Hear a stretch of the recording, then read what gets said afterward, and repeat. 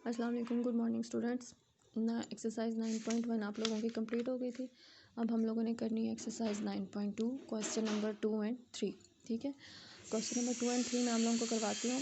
ये है A B is the chord of a circle. A B chord है, chord का आप लोगों को पता है कॉर्ड है। And the diameter C D is perpendicular bisector of A B. ये देखें, इसकी मैंने डायग्राम बनाई हुई है। ये आपके पास एक सर्कल है, ये आपका ए बी कॉर्ड आ गया। ठीक है, उसके बाद उसने क्या किया, C D is perpendicular bisector of A B. ठीक है, प्रूफ हमने क्या करना है कि ये चीज़ A C equals to B C. Normally जो हम लोग थ्योरम्स करते हैं उसमें हम किस तरह से करते हैं, हमें पता होता है कि ये ए ई जो है वो इसके कॉन्ग्रुएंट आ जाता है। ठीक है, और ये दोनों राइट एंगल ट्राइंगल होते हैं, एक तो ये इनका एंगल कॉन्ग्रुएंट आ जाता है। तीसरी चीज़ इसमें कॉमन ये चीज़ आ जाती है, दोनों में ना कॉमन आ जाती है। उसके बाद अब जब दो साइड्स और एक एंगल कॉन्ग्रुएंट हो जाता है तो दोनों ट्राइंगल्स कॉन्ग्रुएंट हो जाते हैं। दोनों ट्राइंगल्स कॉन्ग्रुएंट हो जाते हैं तो इसकी ये वाली साइड भी कॉन्ग्रुएंट आ जाती है, सिंपल। लेकिन इसको ऑब्वियसली हमने एक रिटर्न फॉर्म में लिखना होता है क्योंकि प्रूफ करना है। ठीक है, गिवन आपके पास क्या है ना, circle A B is perpendicular to C D and A E congruent to E B. ठीक है, हमने प्रूफ ये चीज़ करनी है। उसके बाद हम इसकी कंस्ट्रक्शन हम क्या करते हैं, उसी तरह से वही चीज़ें लिखनी है। कोरस्पोंडेंस दो ट्राइंगल्स की ले लेनी है, A E C and E C B. लिखना क्या है, गिवन हमारे पास ये है A E is congruent to B E. And इसके अलावा एंगल मैंने आप लोगों को बताया था कॉन्ग्रुएंट है, और ये एंगल कॉन्ग्रुएंट आ गए। ये एक साइड कॉमन आ गया, और कॉमन उनमें क्या चीज़ आ रही थी, कॉमन क्या चीज़ थी, ये ई सी कॉमन था। सॉरी, यहाँ पे हमने कॉमन लिखना है, ई सी इज़ कॉन्ग्रुएंट टू ई सी। सी या ई सी लिख लें, ठीक है, कुछ इससे फ़र्क नहीं पड़ता। अब ये आ गया तो इट मीन्स के दोनों ट्राइंगल्स कॉन्ग्रुएंट हो गए, और वो कॉन्ग्रुएंट हो गया तो आपकी ये थर्ड वाली साइड भी कॉन्ग्रुएंट आ गया, प्रूव हो गई। ठीक है, उसके बाद क्वेश्चन नंबर 3 है, as shown in figure find the distance between two parallel chords A B and C D. अब अगर आप ये देखें, ये आपके पास एक सर्कल है, इसके अंदर दो कॉर्ड्स बनी हुई है, एक ए बी बनी हुई है और एक सी डी बनी हुई है, दो कॉर्ड्स हैं। ये गिवन होगी अगर आपका ये क्वेश्चन आएगा तो। ठीक है, और उसके बाद जो ये चीज़ है आपकी, ये किसके इक्वल है, 6 centimetre and C D 8 centimetre. C का जो डिस्टेंस है वो 5 सेंटीमीटर है।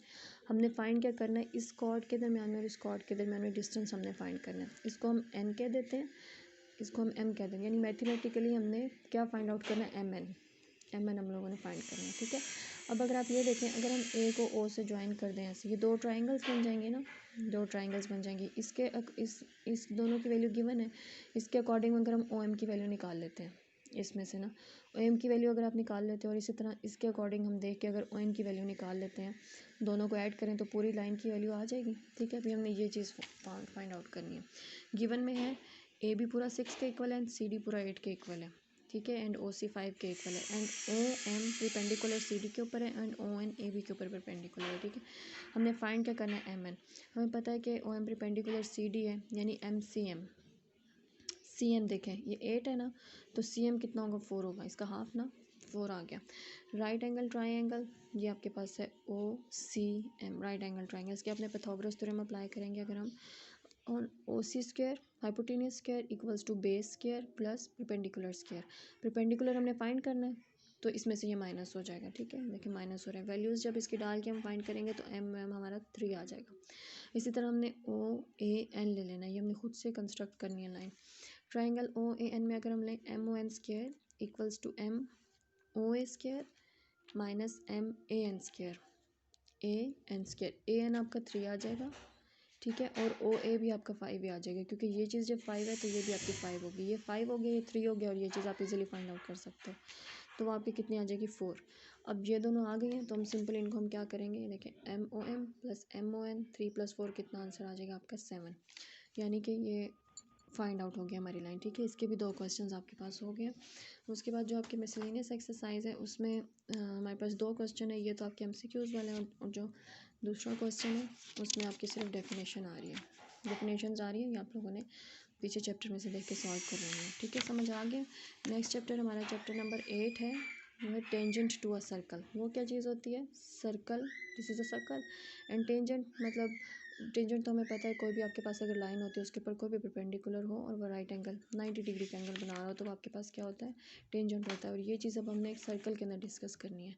ये जो थ्योरम्स हैं ये देखें, सब चीज़ों पे सर्कल्स में इसी तरह से आ रहे हैं, लेकिन हमने थ्योरम नंबर करना है इसमें से 3 वाला करना है। इसमें से वो क्या है, 2 tangents drawn to a circle from a point outside it. एक सर्कल है ठीक है। उसके बाहर क्या है, दो, अगर हम उसमें से टेंजेंट ड्रा करते हैं, किससे, कोई भी पॉइंट है, ये सर्कल है, इसके आउटसाइड एक पॉइंट है P, और उसके ऊपर से आप दो टेंजेंट्स ड्रा करते हो, एक टेंजेंट इस साइड पे आपने ड्रा किया, एक टेंजेंट इस साइड पे ड्रा किया, outside it are equal in length. तो ये जो दोनों हैं, ये वो कह रहा है कि ये इक्वल है लेंथ में। गिवन हमारे पास दो टेंजेंट्स है PA and PB are drawn from an external point P to the circle with centre O। हमने प्रूव क्या करना है कि PA जो है वो PB के इक्वल है। समझ आ रही है मेरी बात की? कंस्ट्रक्ट हमने क्या किया, हमने O को P के साथ ज्वाइन कर दिया एंड A के साथ एंड B के साथ, और फिर इसको हमने C कह दिया। ठीक है। अब हमारे पास अगर देखें तो दो राइट एंगल्स ट्राइंगल्स बन गए हैं, OBP एंड OAP। इसमें हमने काम वही करना है, दो ट्राइंगल्स की हमने कॉरेस्पॉन्डेंस लेनी है। अब एक तो दोनों 90 डिग्री का एंगल बनाएंगे क्योंकि दोनों राइट एंगल है, यानी एक चीज़ तो आपकी इक्वल आ गया 90 डिग्री, यानी एक एंगल इक्वल आ गया। दूसरी चीज़ जो इनमें कॉमन है वो OP है। ठीक है।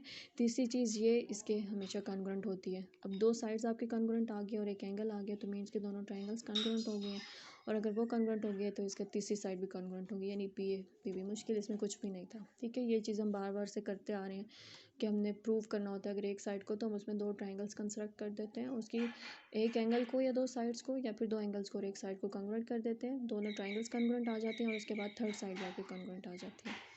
ठीक हो गया। इसका थ्योरम नंबर 3 हो गया। बाकी मैं आप लोगों को नेक्स्ट लेक्चर में इसका समझाऊंगी। ठीक है। ये आप लोगों ने अब करना है 9.2 के दो questions and theorem number 3। This is your class work. अल्लाह हाफिज़।